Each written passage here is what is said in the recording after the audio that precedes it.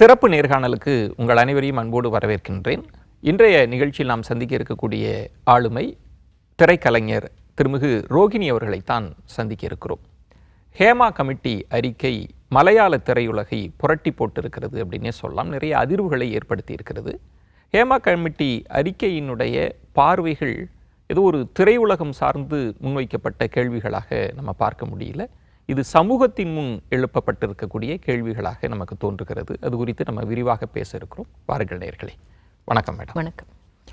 Hema committee அறிக்கை, அதில் இருக்கக்கூடிய கருத்துக்கள் ஒரு திரையுலகத்தை புரட்டி போட்டிருக்குன்னு சொல்ல முடியாது, இந்த சமூகத்தை புரட்டி போட்டிருக்கு அப்படின்றது தான் சரியாக இருக்கும்னு நினைக்கிறேன். வெளியிலிருந்து ஒரு திரையுலகத்திற்குள் நடக்கிற விஷயங்கள் அந்த கமிட்டி ரிப்போர்ட்டை பார்க்கறதுன்றது வேறு. ஒரு திரைக்கலைஞராக அந்த கமிட்டி ரிப்போர்ட்டை படிக்கிறப்ப முதல்ல உங்களுக்கு என்ன ஓட்டம் ஏற்பட்டுச்சு? இது இந்த நேரத்துலையாவது வந்திருக்கு அப்படின்றது தான். திரையுலகத்தில் நடந்துக்கிட்டு இருக்கு இந்த விஷயங்கள். அவங்க அந்த ஹேமா கமிட்டி ரிப்போர்ட்டில் வந்து அவங்க வேலைக்கு வர்ற இடத்துல எப்படியான சூழல் இருந்தது என்பதை பற்றியும் பேசியிருக்காங்க. ஏன்னா அதில் குறிப்பிட்டிருக்கிற மாதிரி வந்து மரத்துக்கு பின்னாடி போய் ட்ரெஸ் சேஞ்ச் பண்ணிக்கிட்டு இருந்த காலகட்டம் எல்லாமே முடிந்து போனது. கேரவன்ஸ் வர்றதுக்கு முன்னாடியான காலகட்டம் அதுவாக இருந்திருந்தது.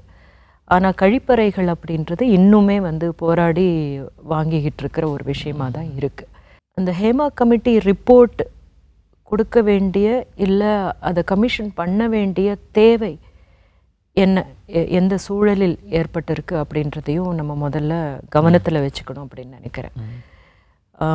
ஒரு பெண்ணுக்கு எதிரான பாலியல் அத்துமீறல்களை பற்றி நம்ம வந்து காலங்காலமாக பேசிக்கிட்டே இருக்கோம். அது இன்னும் முடிந்த பாடு இல்லை. முக்கியமாக நீங்கள் சொன்ன மாதிரி இது வந்து இந்த சமூகத்துக்கே ஒரு ஹேமா கமிட்டி ரிப்போர்ட் வேணும் அப்படின்றது தான் வந்து நம்ம ஏற்கனவே. ஆனால் ஹேமா கமிட்டி அறிக்கை சொல்கிற ஒரு நுணுக்கமான இடம் என்ன அப்படின்னா, பிற துறைகளில் உள்ளுக்கு வந்த பிறகு இந்த தொந்தரவு இருக்குது. ஆனால் இந்த துறையில் தான் உள்ளுக்கு வருகிற போதே ஒரு கதவு இருக்குது. அந்த கதவு வழியாக வர வேண்டிய நெருக்கடி இருக்குது. நம்ம பிரபலமான ஒரு பெரிய பின்புலம் கொண்ட நபர்கள் எல்லாம் விட்டுட்டு அங்கு தான் துணை நடிகர்கள் ஏராளமாக இருக்கிறாங்க. ரொம்ப விளிம்பு நிலையில் இருக்கக்கூடியவர்களும் ஆசையோடு. இப்போ நம்ம அவங்களையும் கன்சர்னாக பேச வேண்டியிருக்கு. அப்போ இந்த துறைக்குள் உள்ளுக்கு வரப்பே அப்படி ஒரு கேட் இருக்கான்ற ஒரு கேள்வி இருக்குல்ல, அதை எப்படி எடுத்துக்கிறீங்க? இல்லை, அதே தான் நான் சொல்ல வர்றது வந்து, இப்போது உள்ளுக்கு வர்றதுக்காக ஒரு சில பேர் ஓகே பண்ணுறாங்க இல்லையா, அவங்களுடைய துரதிருஷ்டவசமாக அவங்க மூலமாக வர வேண்டிய ஒரு இடம் வரும்போது அவங்க அதை வந்து மிஸ்யூஸ் பண்ணுறாங்க. பவர் மிஸ்யூஸ் அப்படின்றது வந்து அந்த இடத்துல நடக்குது. எல்லாருமே அப்படி பண்ணாங்களா அப்படின்னா அப்படி நான் வந்து சொல்ல மாட்டேன். நம்ம பிரித்து பார்க்கணும். ஆமாம்மா, அது நான் சொன்ன மாதிரி வந்து இந்த துறையில் நீங்கள் வெற்றி அடையறதுக்கான ஒரு விஷயம் எதுவாக இருக்குன்னா உங்களுடைய சக்ஸஸ் தான். நீங்கள் ஒரு திரைப்படத்தில் நடிச்சிட்டிங்கன்னா அந்த படம் வெற்றி அடைஞ்சதுன்னா மட்டும்தான் உங்களை வந்து ரிப்பீட் பண்ணுவாங்க. உங்களுடைய கெரியர் வந்து நல்ல விதமாக போகிறதுக்கு மிக முக்கியமான ஆஸ்பெக்ட் வெற்றி தான். ஒரு படம் நல்ல வெற்றி அடைஞ்சிச்சுன்னா அதிர்ஷ்டம், அதுதான் சொல்லுவாங்க. நீங்க அதிர்ஷ்டமான லக்கி பர்சன், லக்கி ஆக்டர், இவங்க இருந்த இந்த படம் ஓடிடும் அப்படின்ற மாதிரியான விஷயம். அதுக்கப்புறம் தான் திறமையே வருது. இதுல வந்து இந்த பவர் ஸ்ட்ரக்சர் அப்படின்னு இருக்கிறதுனால எனக்கு பவர் இருக்கு அப்படின்னா அவங்க வந்து அப்படி ட்ரை பண்ணி பார்க்கலாம் அப்படின்னு நினைக்கிற ஆட்கள் இருக்காங்க. அதை எல்லாத்தையும் நம்ம ஹேண்டில் பண்ணிட்டு தான் வரணும் அப்படின்றது தான் திரைத்துறையிலையும் இருக்கு. பட் தெரியாம ஒரு இன்னசென்ஸோட வர்றாங்க. அப்படின்ற போது அவங்கள முதலெடுக்கிற மாதிரியான ஆட்கள் இருக்கிறத நாம வந்து எப்படி கையாளணும்னு தெரிஞ்சுக்கிட்டு வரணும். அதே தான் எல்லா துறையிலும் இருக்கு அப்படின்றது தானே.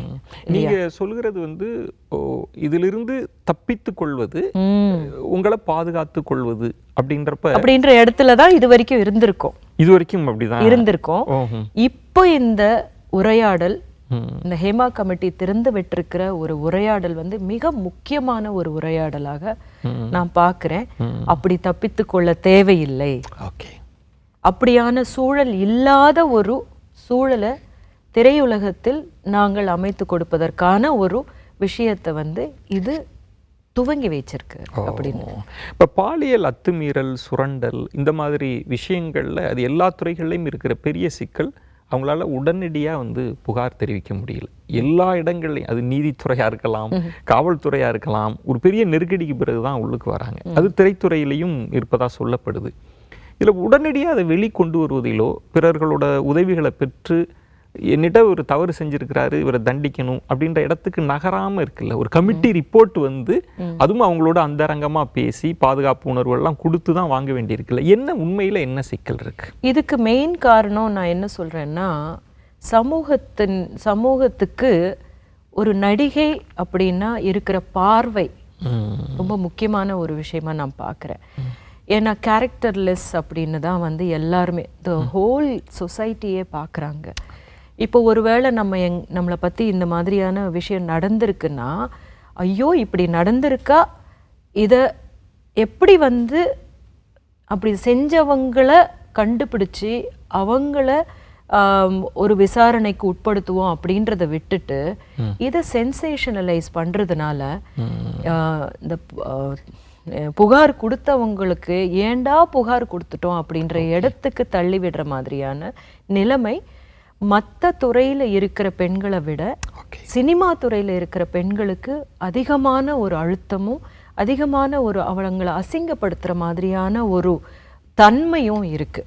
சாதாரணமாகவே வந்து நாங்கள் ஏதாவது ஒரு போஸ்ட் பண்ணோம்னா அதுக்கு கீழே இருக்கிற கமெண்ட்ஸ் எல்லாம் நீங்கள் பார்த்தீங்கன்னா இந்த சமூகம் ஒரு நடிகையை எப்படி பார்க்குது அப்படின்றத நீங்கள் கவனிக்கலாம்.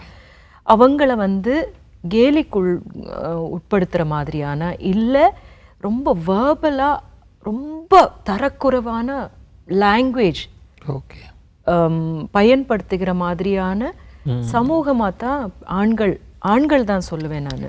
ஆண்கள் தான். அதில் வந்து ஒரு அனானிமிட்டி இருக்குது. எங்கிருந்து வேணும்னாலும் எப்படி வேணும்னாலும் அவங்க பேசிடலாம் அப்படின்றது சோஷியல் மீடியாவில் இருக்கிற அனானிமிட்டி கொடுக்கிற ஒரு தைரியத்தில் அவங்க என்ன பேசுகிறாங்கன்றது பார்த்தீங்கன்னா, அப்போது இந்த சொசைட்டிக்கு முன்னாடி வந்து நாங்கள் எப்படி பார்க்கப்படுறோம் அப்படின்றது முதல்ல அது ஒரு பிரச்சனையாக இருக்கும்போது, இந்த ஒரு புகார் கொடுக்க வரும்போது இன்னும் எங்களை எப்படி நீங்கள் பார்க்க போகிறீங்க. ஒன்று, எல்லாருக்குமே நமக்கு வந்து ஒரு மதிப்போட நடத்தப்பட வேணும் அப்படின்றது உரிமையான ஒரு விஷயம். நாங்கள் வந்து ஒரு கிளாமராக நடிக்கிறாங்க அப்படின்றத மீறி அது எங்களுடைய ஒரு இந்த வேலைக்குள்ளே இருக்கிற ஒரு விஷயம். அது அவ்வளோதான். தவிர எங்களை அதற்காக நீங்கள் எங்களை வந்து தரக்குறைவாக பேசப்படுறோம் அப்படின்ற ஒரு விஷயம் இருக்கு இல்லையா, அது வந்து ரொம்ப புண்படுத்துகிற இடம். ரொம்பவே புண்பட்டு இருக்கிற ஒரு இடத்துல இருந்து தான் இதுவும் சொன்னோம்னா வந்து இந்த சொசைட்டி நம்மளை எப்படி பார்க்குது அப்படின்ற ஒரு பயம். அப்புறம் வந்து தான் வந்து நம்ம கரியர் அஃபெக்ட் ஆகுது. ஏன்னா இந்த மாதிரியான ஒரு புகார் கொடுத்த நிறைய பெண்களுக்கு எத்தனை வாய்ப்புகள் நிராகரிக்கப்பட்டிருக்கு. ஏன்னா வந்து நீங்க வாய்ப்பு கொடுக்கலன்னு யாரையும் போய் நம்ம சட்டை பிடிச்சி கேட்க முடியாத ஒரு இது. இவங்க வேண்டான்னு தவிர்த்துடுறாங்க. எனக்கு அந்த இடத்த இன்னும் கூட ஒரு டெப்த்தாக பேசணும்னு நினைக்கிறேன். ஏன்னா வாழ்வாதாரம் பாதிக்கப்பட்டுன்றதுனால பலர் வந்து உள்ளுக்குள்ளேயே வச்சு குமுறிட்டி இருக்கிறதால தான் பல ரிப்போர்ட் நம்ம இது சார்ந்து பேசுகிறப்பெல்லாம் இந்த சிக்கலை நம்ம உணர முடியுது. இப்போ நிறைய அமைப்புகள் சங்கங்கள்லாம் இருக்குது. இந்த விஷயத்தை அட்ரஸ் பண்ணுறதுல அவங்களுக்கும் சிக்கல் இருக்குது. அப்போ ஒன்று சொல்கிறீங்க, நான் ஒரு இமேஜின்றது தான் ரொம்ப முக்கியம் திரை உலகத்தில். நம்ம ஏதோ ஒரு வாய்ஸ், அது பாசிட்டிவோ நெகட்டிவோ, ஊடகங்கள் வேறொன்றாக சொல்கிறப்ப அது அவங்களுக்கு ஒரு பெரிய நெருக்கடியாக மாறுது. இதை தாண்டி ஒரு அமைப்புகளிடம் போய் பரிகாரம் தேடலான்னா அது இன்னும் அது சரியாக அந்த அமைப்புகள் அதை நோக்கி நகராமல் இருக்கா? என்ன சிக்கல் இருக்குது அமைப்போ சங்கங்களோ? முதல்ல பார்த்தீங்கன்னா இந்த திரைப்பட துறையில் நடந்துட்டு இருக்கிற ப்ராஜெக்ட், அந்த ப்ராஜெக்ட் வந்து ஒரு 6 மாதம் 8 மாதம் அதில் எல்லாருமே ஒன்று கூடி வர்றவங்கெல்லாம் ஒரு கண்டினியூஸாக ஒர்க் பண்ணுறவங்க கிடையாது. இப்போ இவங்க எல்லாருமே இவங்களுக்கு நடந்திருக்கிற ஒரு விஷயத்தை வந்து கவனித்து இந்த அமைப்பு கிட்ட போனோம்னா நமக்கு நியாயம் கிடைக்கும் அப்படின்றது போகும்போது துறையை விட்டுட்டு வெளியே போகிறதுக்கு வந்து அவங்களுக்கான வழிமுறை தெரியலன்னு நினைக்கிறேன். அட் த சேம் டைம் வந்து மெயினாக என்ன கேள்வி வருதுன்னா நீங்கள் கம்ப்ளைண்ட் பண்ணுங்க அப்படின்றாங்க. ஸோ அதுவே தான் வந்து இப்போவுமே தமிழ் திரையுலகத்திலேயே வந்து ஐசிசி அப்படின்ற ஒரு கமிட்டி ஒரு கொஞ்சம் வருஷத்துக்கு முன்னாடியே நாங்கள் எல்லாமே கேரளால நடந்த சம்பவத்துக்கு அப்புறம் வந்து நம்ம இதை வந்து சரியான அட்ரஸ் பண்ணணும் அப்படின்றது. அப்போ இது வந்து பரவலாக நம்ம சொல்லணும், நாங்க இங்க இருக்கோம் அப்படின்னு. ஏன்னா அப்படி சொல்றது வந்து மீடியா முன்னாடி போய் சொல்ல வேண்டாம் அப்படின்னு நினைக்கிறது. ஏன்னா நடந்திருக்கிற இதுல சில கம்ப்ளைண்ட்ஸ் வந்திருந்தது. அந்த கம்ப்ளைண்ட்ஸ் அனைத்தையுமே வந்து வெளியே சொல்லாத அதை வந்து சரி பண்ணியிருக்கோம், அட்ரஸ் பண்ணி இருக்கோம். இப்போ வந்து இன்னும் ஒரு பெரிய கமிட்டி ஒன்று அமைக்கப்பட்டிருக்கு. அதில் இன்னும் கொஞ்சம் ஸ்ட்ராங்காக வேலை பண்ணணும் அப்படின்ற ஒரு உந்துதல் வந்து இந்த ஹேமா கமிட்டி ஏற்படுத்தி இருக்கு. இப்போ இதற்கு முன்பு இல்லை, இனிமே இருக்கும் அப்படின்றது தான் நம்ம சொல்லணும். ரெண்டு, நீங்க சொன்ன மாதிரி அந்த புகார் அளிப்பதில் இருக்கிற சிக்கலை பத்தி சொல்றப்ப மீடியாட்ட பெருசா சொல்லாம இந்த பிரச்சனையை சால்வ் பண்ணலாம், அப்படிதான் பண்ணணும். அப்படிதான் பண்ணணும். ஏன்னா மீடியா கிட்ட வர வேண்டிய அவசியம் இல்லை. இப்போ இது போய் ஏதாவது சரிப்படல, சரியா வரல அப்படின்னா மீடியா என்னவா நமக்கு இருக்கணும் அப்படின்னு நான் நினைக்கிறேன். மீடியா வந்து அவங்களுக்கு புகார் கொடுத்தாங்களே, இந்த மாதிரி ஒரு பிரச்சனை நடந்திருக்கே, நீங்க ஏன் இன்னும் ஒரு ஸ்டெப் எடுக்கல அப்படின்ற இடத்த வந்து மீடியா எடுக்கணும்னு நினைக்கிறேன். இப்போவே நீங்க பார்த்தீங்கன்னா வந்து மீடியாவுடைய ஒரு ரோல் அந்த இடத்துல இருந்து ஒரு ரெஸ்பான்சிபிள் ரோல் அப்படி இருந்ததுலேருந்து மாறி இதை வந்து எனக்கு வந்து ஒரு டாபிக் கிடைச்சிருச்சு, இதை பற்றி பேசினா அதிகமான வியூவர்ஷிப் வருமோ, இல்லைன்னா அதிகமான மக்கள் இதை பார்ப்பாங்க அப்படின்ற மாதிரியான இடத்துக்கு மீடியா போகிறதையும் தவிர்க்கணும்னு நான் நினைக்கிறேன். ஸோ மீடியா இது ஒரு சென்சேஷனலைஸ் பண்ணணுன்றது தான் அவங்க அதை நோக்கி மீடியா அதை நோக்கி மட்டுமே தான் வந்து இப்போ இந்த வேற எந்த விஷயத்தையும் பெருசா கேட்கவே மாட்டேன்றாங்க.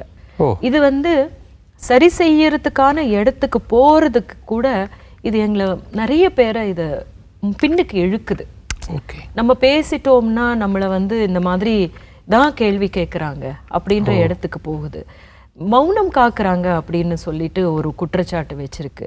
மௌனம் காக்குறாங்கன்னா மீடியால வந்து பேசினாதான் பேசினோம் அப்படின்னு கிடையாது.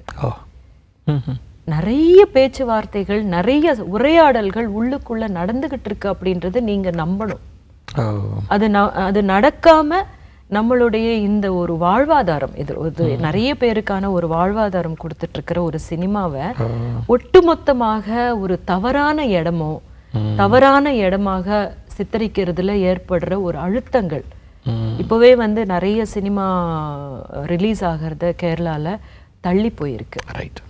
ஸோ எதனாலன்னா இந்த ஒரு ஸ்கேண்டலஸ் விஷயம் அப்படின்னு ஆனதுனால, அப்போ அதுல பாதிக்கப்படுறது வந்து இதுல முதலீடு செஞ்சிருக்கிறவங்களும் இதுல எந்த விதத்திலையுமே தவறு செய்யாத சில பேரும் பாதிக்கப்படுறாங்க அப்படின்ற போது இந்த இண்டஸ்ட்ரியை கிளீன் பண்ணணும், ஆனா சரியான விதத்துல கிளீன் பண்ணணும் அப்படின்னு தான் வந்து மீடியாஸையும் நான் கேட்டுக்குவேன். மீடியாவினுடைய ரோல் வந்து நீங்க ரெஸ்பான்சிபிலிட்டியோட இதை அணுகணும் அப்படின்னு நான். நீங்க சொன்னது வந்து எந்த ஒரு பிரச்சனையும் மீடியாட்ட பேசினாதான் அந்த பிரச்சனை பேசப்படுது அப்படின்ற அர்த்தம் இல்லை. நிறைய பேர் நாங்க எல்லாருமே இதை பத்தி வந்து அட்ரஸ் பண்ணிக்கிட்டு இருக்காங்கன்றது நம்புங்க நீங்க. ஆனா என்ன ஒரு பார்வை இருந்ததுன்னா, ஏன் தமிழ் திரையுலகத்துல எல்லாரும் அமைதியா இருக்கிறாங்க, இங்கேயும் பிரச்சனை இருக்கே, ஒரு ஹேமா கமிட்டி ரிப்போர்ட் வந்து அதனுடைய ஒரு பெரும் மலையினுடைய ஒரு முகடு மாதிரி வந்திருக்கே, இதுதானே சரியான தருணம், ஏன் அமைதி காக்குறாங்கன்றது தான் இங்கு பெருசா பேச. அமைதி காக்குறாங்க அப்படின்னு சொல்றது வந்து மீடியா முன்னாடி வந்து பேசல. ஓகே. மீடியா முன்னாடி வந்து பேசாததுனால உள்ளுக்குள்ள அமைதியா இருக்காங்க அப்படின்றத பத்தி அப்படின்ற அர்த்தம் கிடையாது. நிறைய உரையாடல்கள் ஆரம்பிச்சிருக்கு, நிறைய நம்ம என்ன பண்ண வேண்டிய இருக்கு அப்படின்றத ரொம்ப ரெஸ்பான்சிபிலிட்டியோட இதை அணுகிற இடத்துக்கு வந்திருக்காங்க அப்படின்றத தமிழ் திரையுலகத்தை பற்றி நான் சொல்ல முடியும். நீங்கள் சொன்னது மீடியா கொடுக்குற நெருக்கடியுமே எங்களுக்கு ஒரு விதமான அதுவும் ஒரு பின்னடைவை ஏற்படுத்துதும் அப்படின்னு சொன்னதும், மீட்டு சர்ச்சையப்போ புகார் அளித்த பலருமே இந்த வேதனையை பகிர்ந்து கொண்டாங்க. நாங்கள் மீட்டு ஏண்டா கொடுத்தோன்னு ஆயிடுச்சு, பத்திரிகையாளர்கள் தனியாக ஒரு நீதி விசாரணையை நடத்த ஆரம்பிச்சிட்டாங்கன்னு அவங்க பின்னோக்கி நகர்ந்ததையும் பார்க்கிற போது இந்த பிரச்சனையை தீர்வை நோக்கி மீடியா நகர்த்தணும் அப்படின்னு சொல்றீங்க. ஏன்னா உங்களுடைய திறமைக்காகவோ உங்களுடைய அடுத்த ப்ராஜெக்டுக்காகவோ நீங்க பேசப்படவே இல்லை. அதுக்கப்புறம் நிறைய பேர் இந்த புகார் கொடுத்தவங்க அனைவரையுமே மீ டூ, ஆமா மீ டூ அது மட்டுமே தான் அவங்க அடையாளமாக பார்க்கப்படுது இல்லையா? அப்போ அப்படி பண்ணிட்டீங்க அப்படின்னா இப்போ இந்த ஒட்டுமொத்த சமூகத்துக்கே நம்ம ஹேமா கமிட்டி வேணும்னு சொன்னதுக்கு காரணம் அதுதான். இப்போ சம்பந்தப்பட்டிருப்பவர்களுக்கு இங்க இருக்கிற பெரிய பிரச்சனையே இரட்டை முகத்தோடு இருப்பது தான். சமூகத்துல ஒரு ஆண் குடும்பத்துல ஒரு முகமாகவும் வெளியில ஒரு முகமாகவும் படைப்புல ஒரு முகத்தை காட்டுறதாகவும் இரட்டை முகம்ன்ற தன்மை இருக்கு. அதிலும் உச்சத்தில் இருக்கிற உயரிய பீடத்தில் இருக்க நீங்க சொல்ற மாதிரி ஒரு பவர் சென்டரா இருக்கு. பாதிக்கப்பட்ட பெண் ரொம்ப விளிம்பு நிலையில் இருக்கிற ஒரு பெண்ணாக இருக்கிறான். ஆனால் புகார் ரொம்ப மிக பெருசாக இருக்குது. இதுக்கு தீர்வு அப்படின்றது தண்டனையா, இல்லை இவங்களுக்கான நிவாரணமா, இல்லை பாதுகாப்பான சூழலை ஏற்படுத்துவதா? ஹேமா கமிட்டியினுடைய அடுத்த கட்டமாக எதை நோக்கி நகரணும்னு நினைக்கிறீங்க? 3 விஷயம் இருக்குங்க இதில். ஒன்று, முதல்ல நீங்கள் அவங்க சொன்னதை நம்பணும். ஓகே. அவங்கள விக்டிம் ஷேம் பண்ணக்கூடாது. விக்டிம் ஷேமிங் தான் அதிகமாக நடந்துட்டுருக்கோம். முதல்ல இந்த மாதிரியான இதில் ஒரு சில வரமுறைகள் இருக்குது. இந்த மாதிரியாக புகாரோட வர்றவங்களை நாம் எப்படி நடத்தணும் அப்படின்றது. அதில் மிக முக்கியமாக சொல்கிற விஷயம் விக்டிம் ஷேம் பண்ணக்கூடாது என்பதும், ஃபேக்ட் ஃபைண்டிங் இருக்கணும். அப்படி உண்மைத்தன்மையை ஷேம் பண்ணாமல் ஃபேக்ட் ஃபைண்டிங் பண்ணும்போது இரு சாராருக்கும் நடுநிலையோடு பார்க்குற ஒரு தன்மையும், ஒருவேளை இது உண்மை என்றால் தண்டிக்கப்படணும். குற்றச்சாட்டுக்கு உள்ளானவர் எந்த விசாரணைக்குள்ளும் கொண்டு வரல. அவர் எல்லா பொது நிகழ்ச்சிகள்லையும் எல்லாருமே கலந்துக்கிறாங்க. எல்லா அரசியல் கட்சிகளும் அதுக்கு பிரதிநிதித்துவம் கொடுக்குறாங்க. அப்படின்ற இடத்துல தான் சமூகம் இதை எளிதாக கடந்துருச்சோன்னு நான் தொடக்கத்தில் அந்த கேள்வி கேட்டேன். சமூகம் எளிதாக கடந்த மாதிரி தெரியல. அதை ஃபெசிலிட்டேட் பண்ணுறவங்க எளிதாக கடந்துடுறாங்க. ஓகே. அரசியல் கட்சிகளோட ரோல் என்ன? இப்போ ஒரு பெண் அப்போ ஒரு ஹத்ராஸில் பாதிக்கப்படுறாங்க, இல்லை தூத்துக்குடியில் ஒரு பாலியல் கொடுமை நடக்குது அப்படின்னா அரசியல் கட்சி அதுக்கு ரியாக்ட் பண்ணுறாங்க, பெண்கள் பாதுகாப்புன்னு. ஒரு திரையுலகத்தில் ஒரு சிக்கல்கள் இருக்குது அப்படின்னா பெருசாக அரசியல் கட்சிகள் அதுக்குள்ளே கருத்து சொல்லாமல் விலகியே நிற்பதுக்கு என்ன காரணம்? இல்லை, ஹேமா கமிட்டியை ஒரு அரசு தானே நியமிச்சிருந்துருக்கு. அது கொஞ்சம் டிலேடாக வெளியே கொண்டு வந்திருக்காங்க அப்படின்ற ஒரு குற்றச்சாட்டு இருந்தாலும் கூட அது அந்தந்த அரசியல் கட்சியினுடைய ஒரு டெசிஷன் மேக்கிங் தான் அப்படின்னு நினைக்கிறேன். இப்போ அந்த மாதிரியான ஒரு இடத்துக்கு கேரளா கவர்மெண்ட் போனது ஒரு முன்னோடி. அது அந்த முன்னோடியினுடைய இப்போவாவது பண்ணாங்களே அப்படின்னு நினச்சிட்டு நாம் அது கேரளாவுக்காக கொடுக்கப்பட்டிருக்கிற கமிஷனாக மட்டும் ஹேமா கமிஷனர் அந்த கமிட்டியினுடைய பரிந்துரைகளை பார்க்காம இது ஒட்டுமொத்த திரையுலகத்தினுடைய இந்தியாவில் இருக்கும் அனைத்து மொழிகளில் இயங்கிட்டு இருக்கிற திரையுலகத்திற்கு கொடுத்திருக்கிற ஒரு கமிட்டியினுடைய பரிந்துரைகளாக பார்த்து இதன்படி சரி செய்வதான இடத்துக்கு போக வேண்டியது, அதற்கான ஒரு வழியை வகுக்க வேண்டியது எல்லா கட்சிகளுடைய பொறுப்பும் கூட, அதே நேரத்தில் அரசாங்கத்தின் பொறுப்பும் கூட. ஒவ்வொரு காலகட்டத்திலும் அது சுதந்திர தினமாக இருக்கலாம், குடியரசு தினமாக இருக்கலாம், பெண்கள் பாதுகாப்பு பற்றி உயர் பீடத்தில் இருக்கிறவங்கெல்லாம் பேசுகிறாங்க, உறுதி செய்யணும்னு சொல்கிறாங்க. இதுதான் கடைசி சம்பவமாக இருக்கணும்னு. ஆனால் நேற்று ஒரு சம்பவம் நடக்குது, இது தொடர்ந்து நடக்குது. இது சமூக சிக்கலாக இருக்குது அப்படின்னா இதுக்கு ஒரு கமிட்டி இதெல்லாம் தாண்டி ஒரு சமூகத்தை சரி செய்ய வேண்டிய தேவை இருக்குது. அதுதான் உண்மையான தீர்வுனா அதை எப்படி சாத்தியப்படுத்த முடியும்னு நினைக்கிறீங்க? நம்ம ஒரு வீட்டில் ஆண் குழந்தையை எப்படி வளர்க்குறோம், என்ன சொல்லி வளர்க்குறோம் அப்படின்றதுலேருந்து ஆரம்பமாகுது. ஒரு பெண்ணை நீங்கள் எப்படியெல்லாம் பார்க்குறீங்க, சமூகம் எப்படி பார்க்கிறது அப்படின்றது. இப்போ மொழியிலேருந்தே ஆரம்பித்தோம்னா இது ஒரு மனநிலை, சமூகத்தில் இருக்கிற அனைவருக்குமே இருக்கிற ஒரு மனநிலை என்னன்னா, பெண் 2ஆம் பட்சமானவள், அவளை எதிர்த்து நீ என்ன வேணும்னாலும் செய்யலாம், அதிலிருந்து ஆரம்பமாகுது.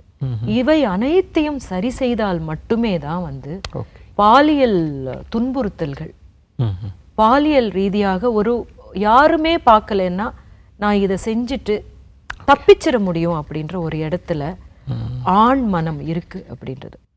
பெண்ணை உடலா ஒரு பொருளா பார்க்கறது அப்படின்றதுலேருந்து தான் இது ஆரம்பமாகுது.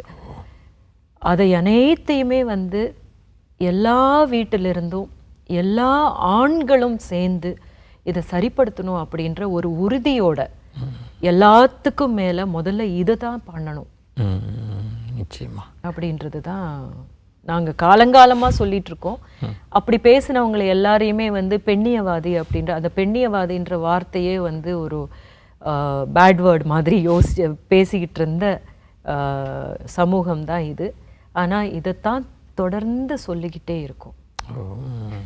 நிச்சயமா நீங்கள் சொன்னது மலையாள சினிமா இண்டஸ்ட்ரியில் சமூகத்திற்கே ஒரு ஹேமா கமிட்டி அறிக்கை தேவைப்படுது.